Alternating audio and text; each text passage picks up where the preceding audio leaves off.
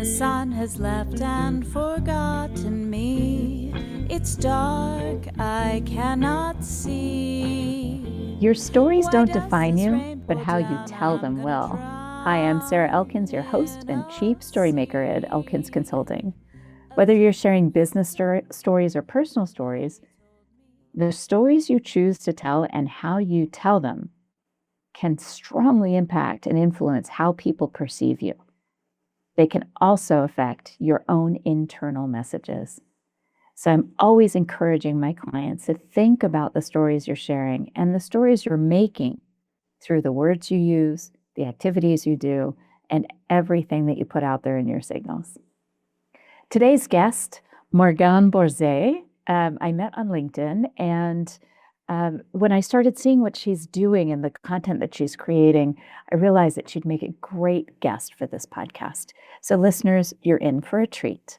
Morgane, thank you so much for joining me today. Thank you, Sarah. It's been lovely to meet you. It's lovely to meet you as well. Tell me where you are right now, where you're located. I'm in Valencia, Spain. Valencia, Spain, and I am in Helena, Montana in the United States. So big, big time difference. Yes, it's almost sunset now here. Wow, and it's only 10 a.m. here.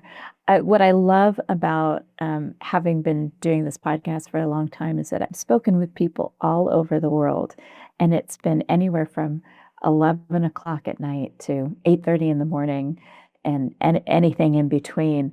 And I love how accessible this is to us now in our current time. There's so many things going wrong with the world, but here's something that is definitely going right.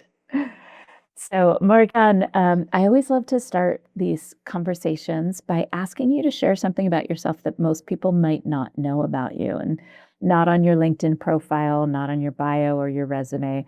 And I ask this question so that our listeners get a better idea of who you are outside of one particular aspect of what you do or whatever conversation we end up having for the podcast. So, can you share something about yourself most people might not know about you? I think one of the most important things that define me and not everybody know is my own experience with anxiety and panic attacks. This is something I've been carrying for a really long time, and being a leader, a woman, sometimes is this kind of thing that says like, don't show your vulnerability, don't be too real about what's happening. But I think that it's important to know what was the origin of things. So yeah, it's something that well, I've been in therapy almost all my life, and different types of therapy, and I've been learning a lot about what it means, where it comes from, and how to deal with such a condition. Wow. Yeah, I did not know that. And the what I've read and what I've seen of your work so far, I don't remember seeing that anywhere. When do you think when do you think you've had a turning point with that? It was definitely on the pandemic. So as I mentioned, I was in therapy for a long time, but in the pandemic, it was really rough. I was studying in New York at that point, and I was very lucky to be referred by a psychologist in my school to a specific trauma therapist. It was weird because even though I was very literate in psychology, I never thought that I could have trauma. And when I was phoning her for the first time, she was like, "Do you know that I'm a trauma therapist?" And I was like, "Okay, are you sure you're in the right place?" And I'm like, "I don't know." Tell me a little bit about your childhood. And I was start telling it her, and she was like, "You're definitely in the right place." And I was okay. Wow. So you didn't realize that part of what was contributing to these panic attacks was a traumatic experience from your childhood. Was it a collection of traumatic experiences or one particular one that you were able to uncover with this particular therapist? It was actually a collection, and that's what made it hard. Because when people think about trauma, they think about this horrendous thing that happened, right? A car accident, a war, a natural disaster. In my case, it was a, a constant experience of my needs not being important in my family, Mhm. and an environment where anger was so present that I kind of repress it in myself. So for years, I was shortcutting anger with anxiety. So whenever a situation would make me angry, I didn't felt angry, I felt anxious. And that was very confusing because I was like, why am I anxious? It doesn't make any sense. And I remember the pivotal point, to be exact, was at a point where we were all remote. So the therapist was doing a lot of psychoeducation, and she was showing me some graphs about how stress response work. And she was putting this black and white graph in the window of Zoom, trying to make it fit. And I was trying to read it across. And it made so much sense for me because in my mind, I was so self critical of my behavior. It's like, why can't you just pick up? Why can't you just say what you need? Why can't you just say no when you mean it? Like, and I was like, why? And when I saw that there was actually a name for this response, it was actually a submit response that appears when you try to comply so that you are safe or you feel that you are surviving in an environment that otherwise wouldn't feel safe. Then it changed my relationship with my own thoughts. And then all this self criticism changed to curiosity, like, what was this part trying to protect me from? When does it start? Did it start? Why did it? What is this part believes about the world? And it was the beginning of a relationship with a part of me that carried so much shame in the past, and now it felt different. Wow. I think so many of us don't necessarily know what the underlying emotion is to our response. And if we don't take a moment to think about it, I was just having a conversation with somebody about how fear is often masking anger. And, or sorry, anger is often masking fear. I switched it around. And we were talking in the context of people who get really angry at something they see online and they can't help but jump in and leave a really nasty comment.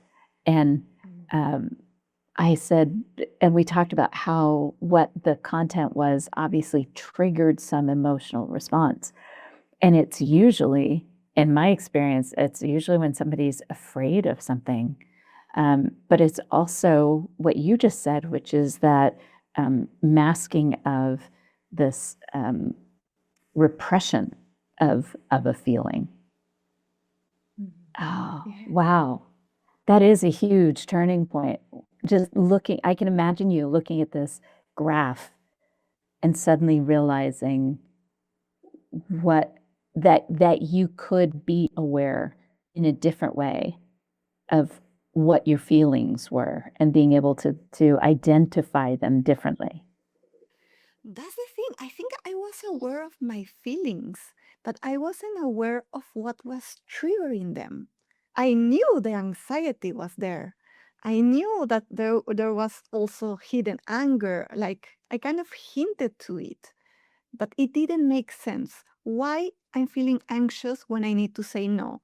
It doesn't feel logical. It feels like you should be disciplined enough to say no, right? So the question was why I'm feeling these things that don't let me act in a way that I want to act. But the realization was actually the stress response. So they are categorized in five. There is the fight response, the flight response, the freeze response, the submit, and the attach. And each is trying to protect in a different way. and they are trying to protect something specific, a need for being safe, a need for connect. Um, and each had specific behaviors. So when I could see, oh, this is the submit response, this is a part of you that actually complies in order to feel safe. Where did it learn that? In a space where it didn't feel safe to speak about needs. It Mm. was an accurate response for the environment that I was in, a response that protect me. If I was to show anger at my home, it would probably have ended badly. So it served me, but it wasn't serving me anymore.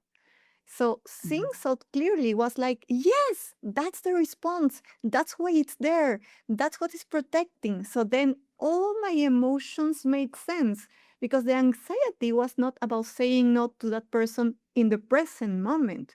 It was about saying no in the past, in an environment where I wasn't feeling safe to say no. Right. Because at the end, imagine that you're driving your car, right? You are your adult self. You are driving your car, you're on the wheel, and then you see something happening. And then there is a, a mini you, like a 5-year-old version of you in the copilot seat. And this mini you says, I've seen this, I know how to act. And this 5-year-old you take the wheel and starts driving. And you're like, okay, he knows she's driving. And that's what actually happening to us when we are not conscious of what's happening. Mm. We have a smaller version of ourselves that learn to respond to stress in a particular way at a moment in time, and that got stuck in time.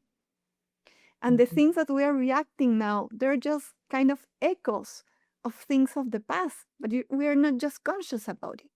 So we have a world that keeps reacting of things that feel like they're in the present moment when they aren't. Mm. Which comes back to that explanation of the anger masking fear Mhm. when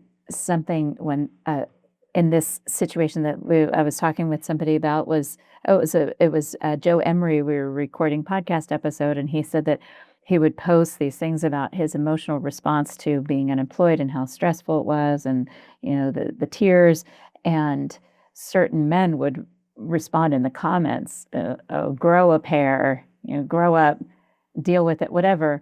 And the way you're describing it is Joe demonstrating his emotional response triggered the fear in these men, this 5-year-old fear of demonstrating their emotion, and so that's how they're reacting to it. So when you think about that pivotal time and the shift in how you in your relationship with those thoughts, looking at this 5-year-old and going, I hear you. I'm not doing that. You're not driving. You're too young to drive. I actually have more experience now than you do. You change that relationship with your thoughts. How do you think that's influenced the work you do now? That was the moment it was born. So I'm a designer by training, and I see things through color, through characters, through storytelling. And when I was watching at this like black and white, horribly designed chart that made total sense for me, my brain was, this is so powerful information. We should bring in characters, narrative, storytelling, color, everything that the design To world make it has. more approachable, more accessible. Exactly. Because like, and then for a moment I was thinking like, am I like the only one? Perhaps this is only applying to me. And I start talking with family. I start doing some early draft designs about each of these parts and how they should look like. And I started sharing, and like around me, everybody was saying like, wow, yeah, this makes total sense. I've never thought about this way. Because at the end, and one thing that we ended up doing in my work is making it approachable, but making it self-compassionate by nature. So instead of saying, for example, let's connect with your fight part and make it really ugly and really like, we've made it into actually characters, like this little fight. Oh, hold that up, and I'm going to do a screenshot so that we can include it in the show notes for our listeners to see it. Love it. So what we did is we basically created characters that can foster that compassion. Because at the end, when you think about these parts, many people see it the wrong way. Like once they understand that a part is there, it's like, okay, now I want to get rid of it. It's like you said, like, please don't manage this car. You can't. But that's actually not the good approach because this part, imagine, is trying to protect something from such a long time. It won't let go just by you saying, like, now Right. I'm taking care of it. It will like hold even high, like more intensely. So what actually we need to do is we make a relationship with this part. We get to understand this part. We get to see what it's carrying, see how it thinks, because only if this part understands that we understand the pain and the worry, then it can let go. But it's not a let go of my life. It's like, let's say, it's a part that will never leave you. It will always Mhm. be present. It's just your relationship with it that will change. So, Mhm. in that sense, the characters are fostering that sense. It's made in a way that you actually want to know it. What's this tiger trying to tell me? What's this seagull? So we have a seagull for the flight, we have a bunny for the submit, we have a deer for the freeze, and a koala for the attach, very clingy koala.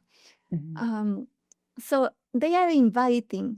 When people see these cards, because we have cards and other things, they actually want to know. So think about that difference. Imagine that you're talking about this unpleasant behavior you have, and you're just talking like, let's talk about those unpleasant behaviors. And you're like, ooh, like, I don't want to go there, like defensiveness, shame. But then let's just look at these cards. Let's just, see what resonates. People are inclined to take them because they see themselves in a way that doesn't depict this shame. And then they can form a relationship. They can be curious. And curiosity is the key because when you're curious, your amygdala is not running the show anymore. It's your prefrontal cortex that's activating, asking questions. And that's the right place for insight to begin. Mm. There's so much to think about and apply this to. I think about when I'm encouraging people to talk to strangers through my TEDx talk, which is so that we can connect one to one relationship at a time, reconnect to our community so that we can reduce the loneliness and division and isolation. And one of the things that I did during an opportunity, I air quote, an opportunity to practice what I preach when I was sitting next to somebody that I knew had very different political views from me. And I remember that moment of asking myself, I wonder if I can make him smile. I wonder if we can end this flight as human beings beside each other without so much judgment between us. That curiosity about how this could change, because I knew that we had judgment toward each other the moment I realized what the relationship was. So I think we can apply this to a lot of different aspects of our lives and our relationships, not just internally, but also externally. What do you think? Definitely.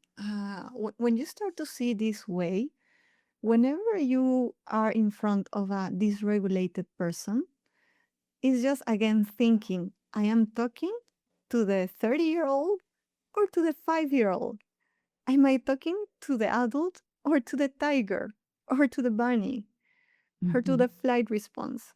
So when we see the world this way, it starts to shift from what's wrong with this person to what must have happened to this person in the past so they are reacting this way.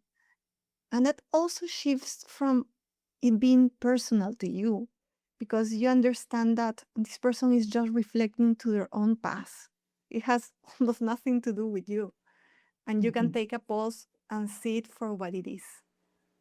And you don't necessarily have to like them, but to be able to take that step back and you're right, depersonalize it, even though it feels very personal. Wow, I really like that.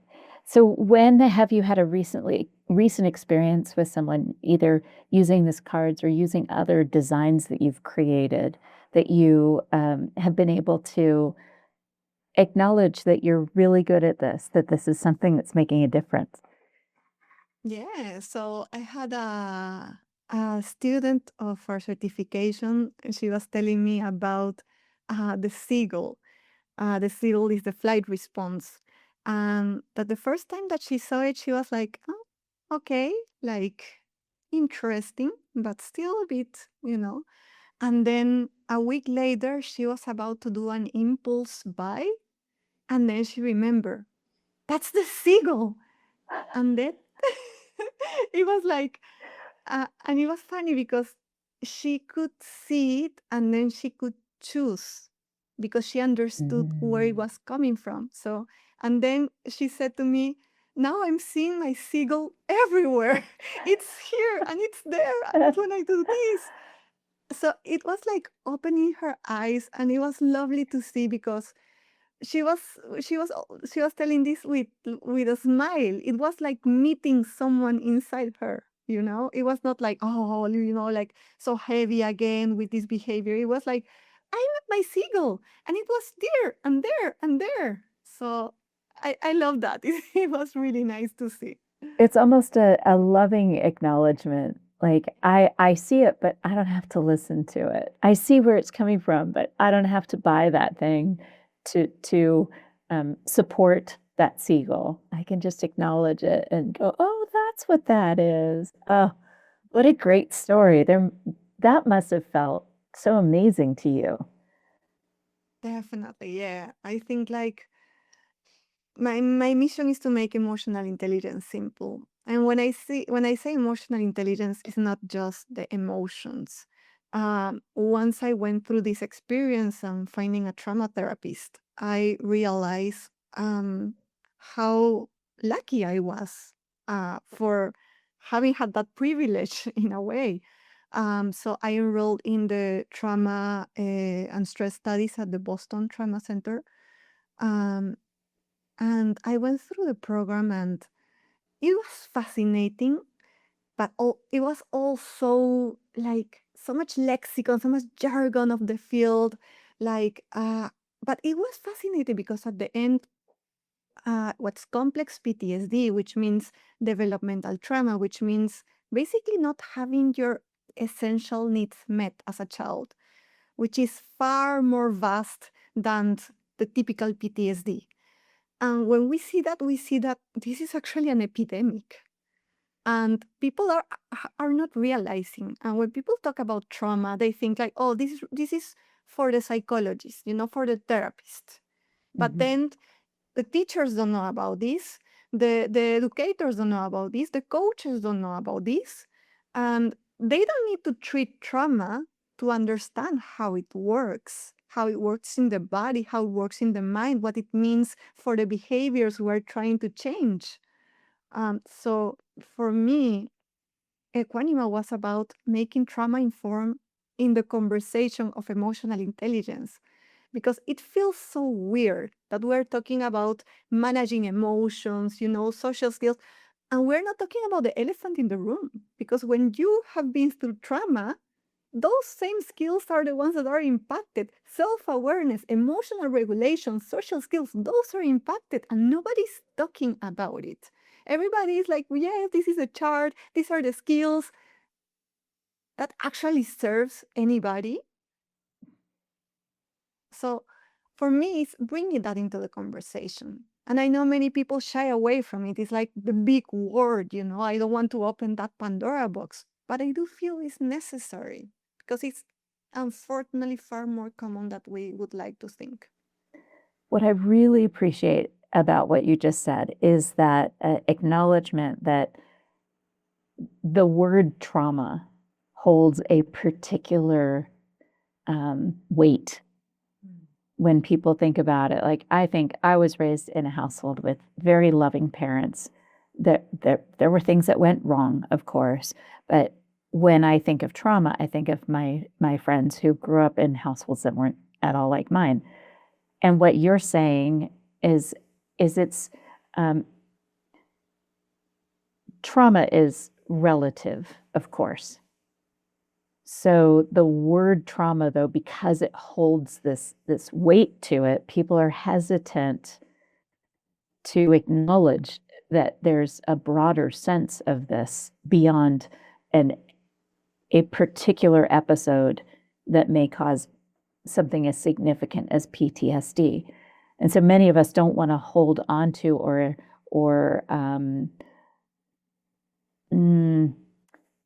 we don't want to say that we experienced trauma because we're associating it with significant issues of PTSD, the events that you're talking about, a natural disaster, a crime, a major diagnosis, abuse, neglect, significant stuff like that.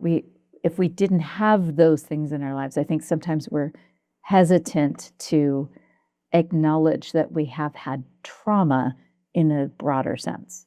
Does that sound right? Is that what you're acknowledging here? Yeah, I think so. Because at the end, it's about two things, I believe. First, what does having trauma implies? Because we have this view of the world where there is mental health conditions that means you are faulty, right? Mm. And I really love this book about Gabor Mate, The Myth of Normal, because it talks just about this. The normalization of pain is also the normalization of a culture that is in constant suffering. And the thing is that what's normal now, it's mental health conditions. But that doesn't mean that you are flawed or there is something wrong with you. It means mostly that there is something wrong with the environment around you, either with the society, with the issues that we have with war, with so many things that are with discrimination. There are so many things that come into the picture that people don't realize how impactful they are, because they are like this drop that carve the stone, Right. bit by bit, bit by bit. You cannot see that it's such an impactful, but it's so frequent, so constant that it carves to a point where it leaves through impact. And Mm. and that's the thing. There is so much stigma about what it means to have a mental health condition, and what it means about you. And this is where I think that the way that we describe things, like even the way that mental health work, is like if you go to a psychologist or to a therapist in the system, in the US system, you need to be diagnosed with something so that the insurance covers. Otherwise, you cannot. You need to Right. have a specific diagnosis, Right.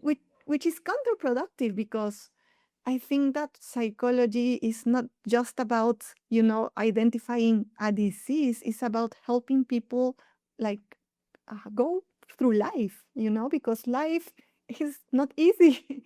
And Right. unfortunately, we haven't learned these skills at school or through our parents because it's not what people prioritize most. I wish we had the same emphasis that we have on math for emotional intelligence in school. How different our society would be. And you can have all the skills in the world about language and math, but if you can't handle your emotions, this is going to impact your life far worse than any other like technical skill that you can learn. Mm. So I do And think that emotional intelligence is so important for our society. well, I keep coming back to the self-awareness and how there's often this perception gap between how we experience ourselves and how others experience us. And I think back on a boss that I had when our organization, there were about 50 of us in the organization, the government agency, and we gathered for a 3-hour, 4-hour workshop, this half-day workshop.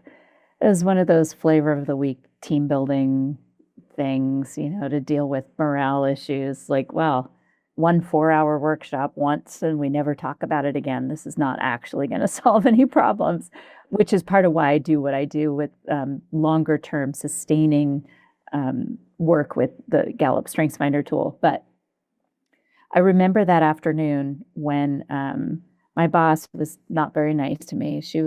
The facilitator did a great job, and he had us broken into 4 groups, self-assessed, kind of where we fit within these groups based on certain words to describe ourselves.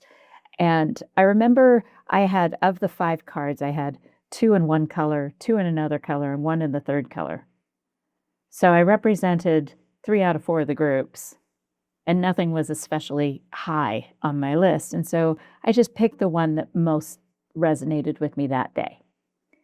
I remember sitting in my group, and when the facilitator was talking about all the things that are good about this particular group, these are big thinkers, they have lots of ideas, they like to get people excited about things, they have an enthusiasm. And I remember my boss, kind of, her arms are crossed, she's looking at our group and shaking her head, like, oh, I don't experience that with her, kind of a thing. And then when he talked about all the things that sometimes get in our way, sometimes we have trouble with maintenance mode. We're not great with details after a little while. We like to build things, but we don't like to finish them and things like that. And she's nodding her head. Oh yeah, that represents, you could see how she perceived me based on her response to the description from the facilitator.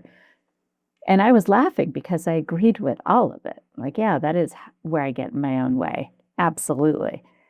But when it came to the group that she was participating in, when he was talking about all the good things, she was nodding her head.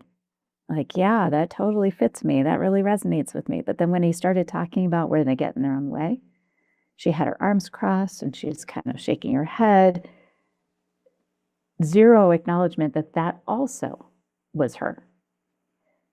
And I remember this moment of looking at the woman next to me, and we were both laughing because we both have worked with her. And how we laughed at first, but then we got really sad because we realized that she doesn't know this about herself, that she is completely unaware that that's how we experience her in the good and the bad. And what you're saying to me really resonates, because I think when we're aware of where our feelings are coming from, change our relationship with those thoughts, we can become more self-aware about how we're being experienced outside of how we're experiencing ourselves. What are your thoughts on that? Yeah, I think that whenever those exchanges happen, where there's those type of miscommunication, even if it's not like what she said, but how her body felt, Her expression, right? exactly, because that communicates far more than words can. It's interesting to also look at the needs. That's an often overlooked piece of the emotional intelligence conversation, because we talk about feelings, but at the end, every feeling has an underlying need. If it's a pleasant feeling, it's a met need. If it's an unpleasant feeling, it's an unmet need. And needs drive our behavior. So if her need is respect, and somebody's talking Mm. about things that make her not respectable, then it means that she's refusing that because there is a need underlying. And it comes from different places, because often in leadership, in teams, what we see is difference in strategies. It's like, I need you to have this way on my desk, or I need this promotion, or I need this from you. What is actually that you need? Maybe you need reliability. Maybe you need practical support. Maybe you need emotional support. And we can have a conversation about how we can get that need met. But if we're always talking about the level of strategy, what I want you to do, how I want you to behave for me to be happy, then we're not really getting there. And that's where the communication starts to fail. Because then we also tend to use words that are not really even emotions. So we say things like, I feel ignored, I feel mistreated, I feel attacked, thinking that we are being assertive. But when we use those words are really about interpretations of somebody else's behavior. So I could say to her, hey, I feel that you're feeling, make me feel ignored because you're not listening to this that she's saying. But then the most likely response is to get defensive, is to say, I didn't ignore you, mistreated you, attacked you, insulted you.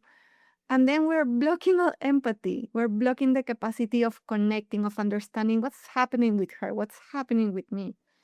And we tend to think like, oh, emotion, so easy, happy, sad, whatever. But in the way that we communicate, we mistake so much. And that happens to really make the communication worse and to make those type of experiences where you feel like we are not understanding each other, we're not at the same level. You just gave me a huge aha moment.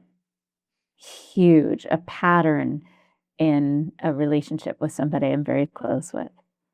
You just opened my mind to an ongoing pattern. And thank you. First of all, thank you, because you did exactly what you set out to do when you saw that black and white graph of making something more accessible and useful to the rest of us in our relationships with ourselves and in our relationships with others. So thank you for meeting that need for me today in this, just in the last 2.5 minute, 3 minute content that you just shared. First of all, I want to go back to this.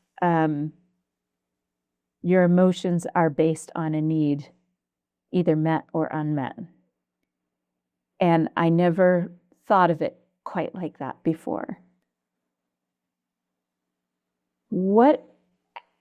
Tell me about a time when you were able to identify that in yourself and make an adjustment, and or a time where you were able to identify that in someone you love and made an adjustment. So, as I mentioned in the beginning, my struggle is with my submit part. And being a CEO of my company, I need to lead my teams. And sometimes you have to take decisions that will make others feel uncomfortable. And part of the leadership challenges that I had is this part that want to be accepted. And there's the need for acceptance, the need to be loved, the need to feel like you belong to something. But then are those needs the needs that I can get from my team members?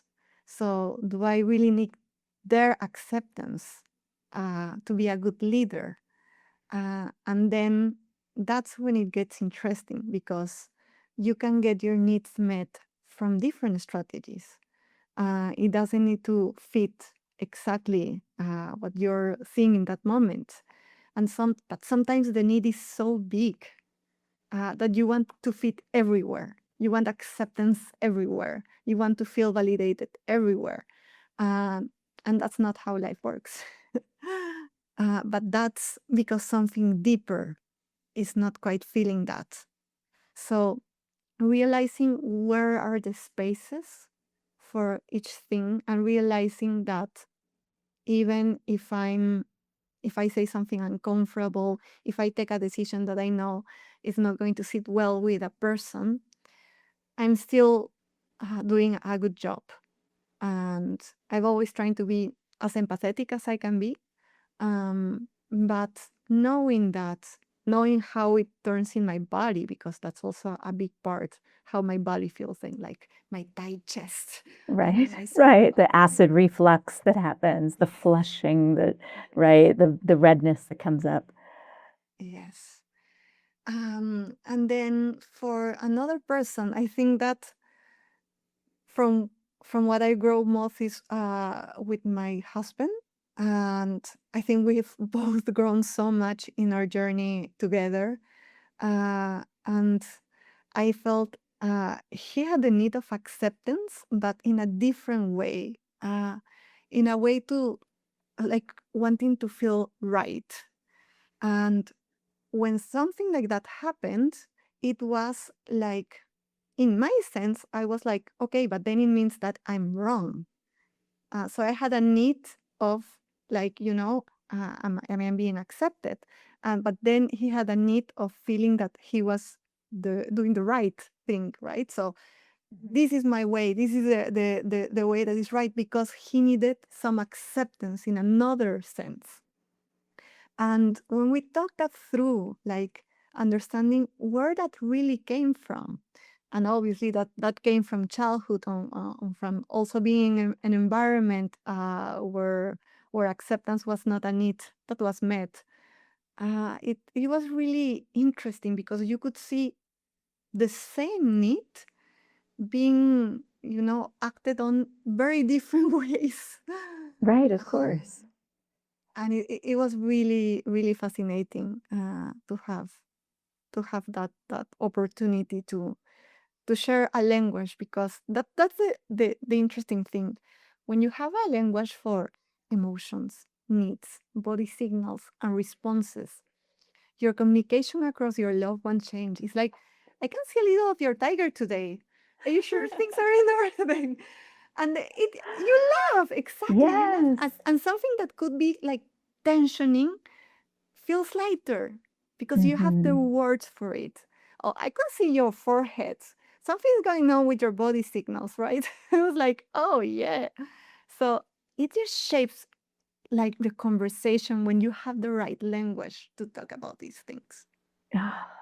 I love this so much. It can be applied in so many different ways. I'm layering all of these things that I've learned in recent years with this on top, and that acknowledgement of where this need comes from and how the need is expressing itself through our words or our lack of words. Oh my gosh. Wow. I have so much going through my head right now.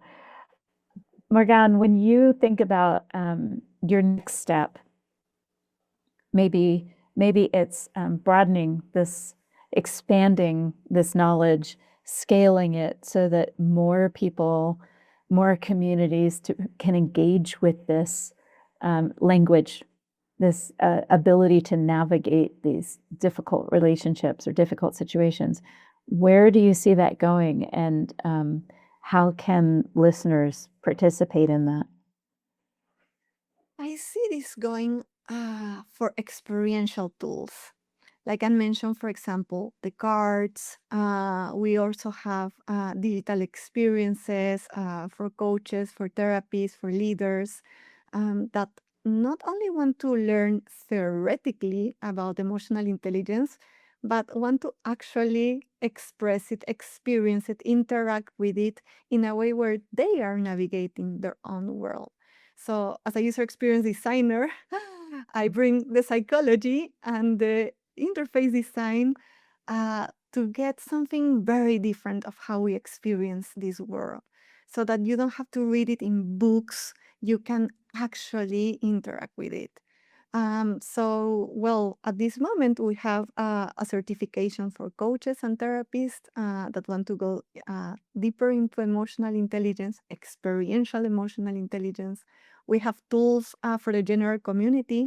So, we have an app that is open in Apple and Android, also emotional intelligence app called Equanima. And we have also card games that are great for either working teams, work with coaches, or for families and couples who just want to discover this new language. So, really making it accessible in different ways, tangible ways with cards, interactive ways with tools, educational ways with the certification programs.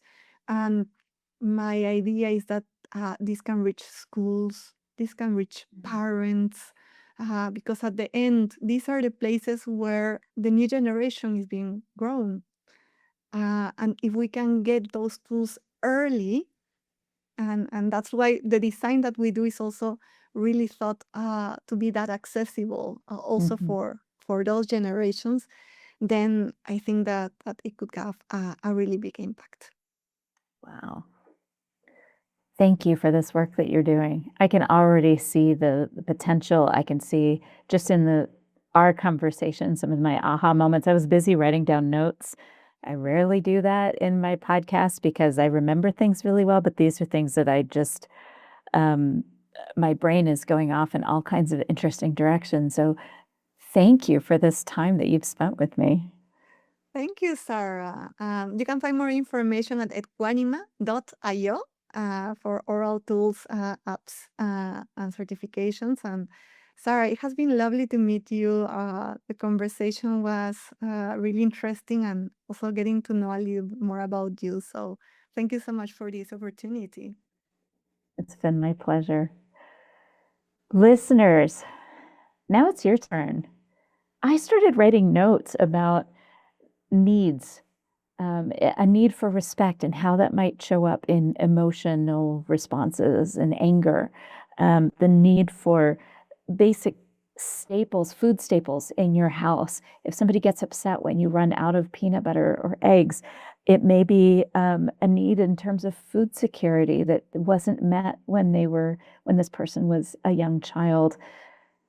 What is a pattern of conflict or frustration that you've experienced yourself or experienced with somebody else that might be related to this issue specifically, that when your needs are met, you have a particular emotional response, and when they're not met, you have another emotional response. I'm so curious to hear what came up for you, what patterns you've uncovered, and maybe what you're going to do about it. Be sure and check out Morgane's links on the show notes associated with this podcast episode at elkinsconsulting.com. Follow her, follow the business, and maybe download the app. Thanks for listening to Your Stories Don't Define You. How you tell them will. You'll find that life is still worthwhile if you just smile.